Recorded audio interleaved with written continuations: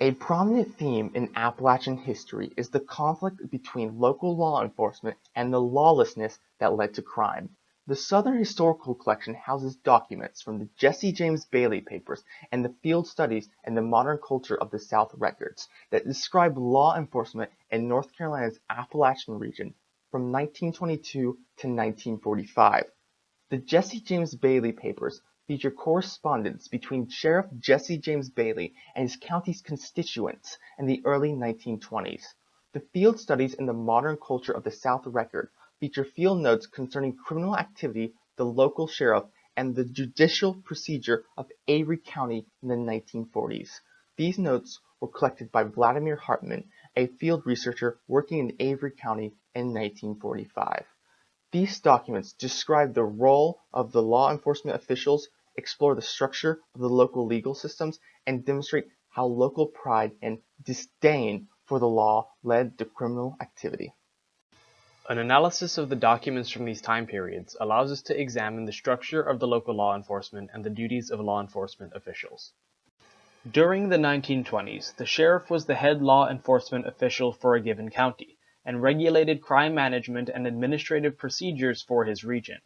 Jesse James Bailey, 34 years of age at the time, served as sheriff of Madison County from 1920 to 1922. He later served as sheriff of Buncombe County from 1928 to 1930. Bailey had many deputies that served beneath him, regulating crime in towns across the county. These documents examine the administrative duties of Sheriff Bailey, including law enforcement procedures and the selection of his deputies. The letters pertaining to Bailey's responsibilities as sheriff describe the process of drafting and serving warrants to arrest criminals. Bailey mailed these documents to various legal officials of the communities in his jurisdictions. He writes in one letter, "Enclosed find 2 warrants for Vern Cody." He asked local government officials to turn them over to his deputy and have him execute them. This demonstrates that the managerial component of law enforcement was predominantly performed by Sheriff Bailey, while his deputies were responsible for executing these orders and managing crime on a local level. Many of Sheriff Bailey's letters pertain to the selection of deputies. In letters to members of the community, Bailey thanks them for their endorsement of various applicants and requests opinions from others who have not named anyone for whom they would like to have for deputy. Thus, the selection of deputies appears to include input from community individuals. Though Sheriff Bailey's decision seems heavily reliant on the endorsement provided by others, the final decision was his. This endowed Sheriff Bailey with heavy control over the selection of his subordinates. With little oversight of the sheriff, instances where the sheriff uses his power for personal gain are liable to occur. Some papers reveal instances where Bailey appears to be extorting money.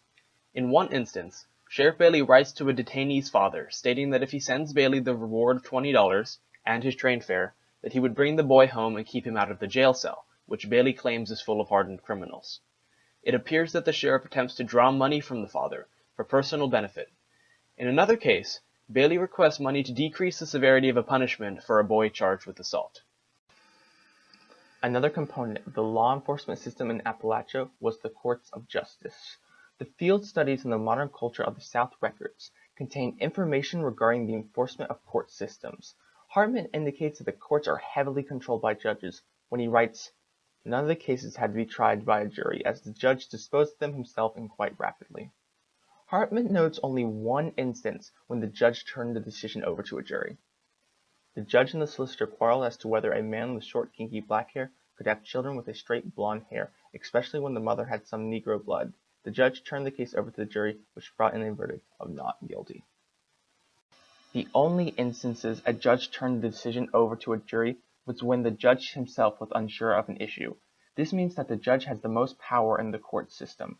In Appalachia, there was not a balance of power or a system of checks and balances. The judge was the judge, the jury, and the executioner, and had full power over everything in the courts. Although judges were elected rather than appointed, some judges ran for reasons that did not include wanting to be a judge. Hartman notes one judge, Claude Pittman, had run for the office because he had wanted to keep another man from having the office. Since some of the people ran for judgeship for reasons that are not duty, Appalachia ended up with judges with massive authority who didn't respect the duty of the authority that was given to them. The prosecutors, or solicitors, played a valuable role in the court system, instituting legal proceedings against local criminals. These lawyers were also rumored to be corrupt. As Hartman notes, Pete was not prosecuted because J.V. Bowers, Pete's lawyer, is a good friend of Avalon Hall, solicitor. People feel that J.V. bought Hall out. Lawyers were also rumored to have paid off witnesses to leave town in order to delay the trial. Hartman writes, "Some of the people here think that the sheriff did not come back at 2 o'clock because he was bribed not to do so. He was the main witness for the prosecution and that Maganoff had resisted arrest at his hands." This shows that the court system mostly depends on witnesses, which is the least reliable source in today's forensic analysis. It shows that solicitors could pay off witnesses to not show up, and they have the authority to do that without anyone overseeing it. Hartman also notes that others defended the sheriff. Frank Benbow said tonight he did not think the sheriff had accepted any bribes, but that cases were not tried because Bowers and Halls, the solicitors, were good friends. Whether it was friendship or the money, it is clear that there is a potential for corruption. This corruption was due to a lack of oversight in the justice system in Appalachia, from the judges to the solicitors. This shows that there wasn't any real justice in Appalachia, since the system was easily breakable. Crime was widespread throughout the Appalachian region of North Carolina, caused by a variety of motives.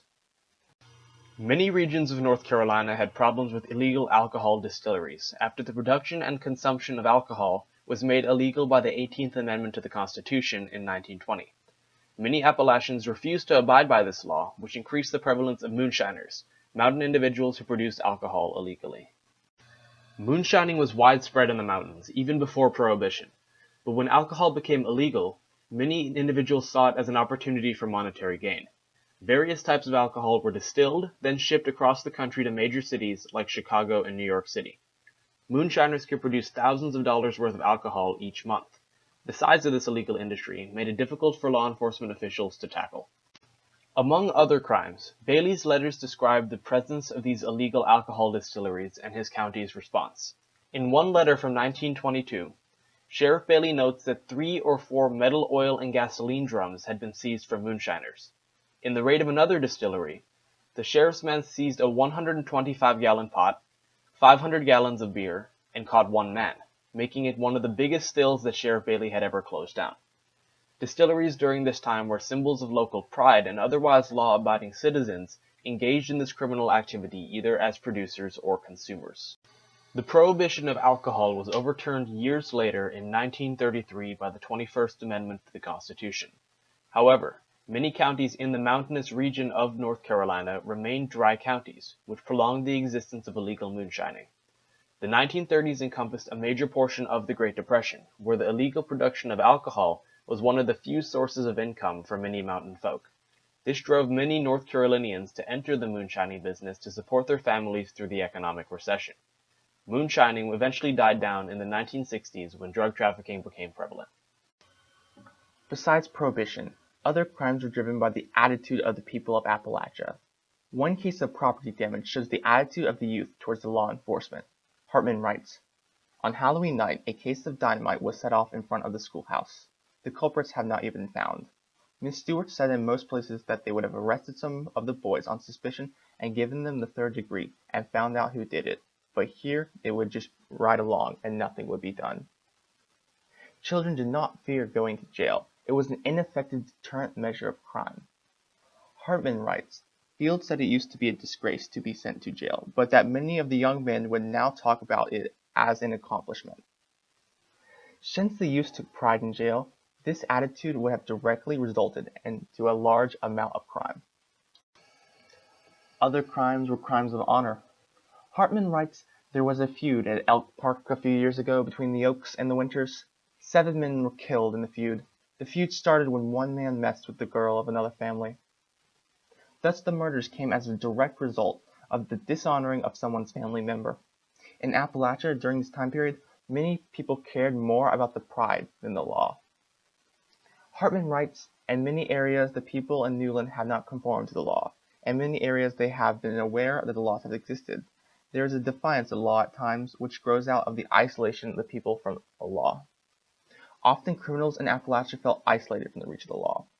Isolated citizens who care more about honor than the law would have easily resulted in widespread crime, and even drive some people to murder over the disrespecting of a family member.